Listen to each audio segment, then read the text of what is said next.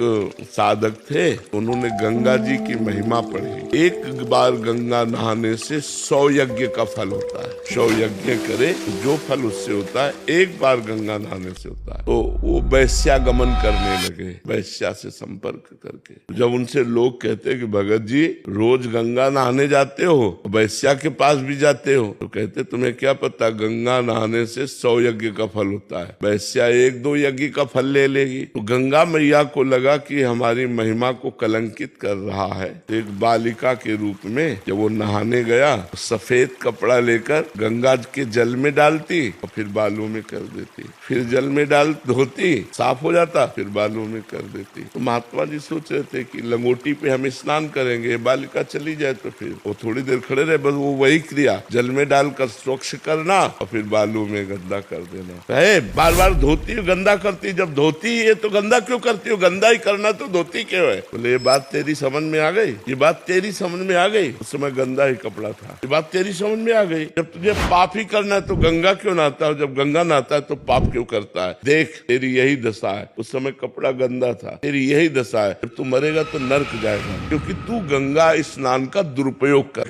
साधक थे, उन्होंने गंगा जी की महिमा पढ़ी। एक बार गंगा नहाने से 100 यज्ञ का फल होता है। 100 यज्ञ करे जो फल उससे होता है, एक बार गंगा नहाने से होता है। तो वो वैश्यागमन करने लगे, वैश्या से संपर्क करके। जब उनसे लोग कहते कि भगत जी रोज गंगा नहाने जाते हो, वैश्या के पास भी जाते हो, तो कहते तुम्हें क्या पता गंगा नहाने से 100 यज्ञ का फल होता है, वैश्या 1-2 यज्ञ का फल ले लेगी। तो गंगा मैया को लगा कि हमारी महिमा को कलंकित कर रहा है। तो एक बालिका के रूप में जब वो नहाने गया, तो सफेद कपड़ा लेकर गंगा के जल में डालती और फिर बालों में कर देती, फिर जल में डाल धोती, साफ हो जाता, फिर बालों में कर देती। तो महात्मा जी सोच रहे थे कि लंगोटी पे हम स्नान करेंगे, बालिका चली जाए तो फिर वो थोड़ी देर खड़े रहे, बस वो वही क्रिया जल में डालकर स्वच्छ करना और फिर बालों में गंदा कर देना। बार बार धोती गंदा करती, जब धोती है तो गंदा क्यों करती हो, गंदा ही करना तो धोती क्यों है? बोले ये बात तेरी समझ में आ गई, ये बात तेरी समझ में आ गई। उस समय गंदा ही कपड़ा था, ये बात तेरी समझ में आ गई। जब तुझे पाप ही करना है तो गंगा क्यों नहाता है, जब गंगा नहाता है तो पाप क्यों करता है? देख तेरी यही दशा है, उस समय कपड़ा गंदा था, तेरी यही दशा है, जब तू मरेगा तो नर्क जाएगा, क्योंकि तू गंगा स्नान का दुरुपयोग कर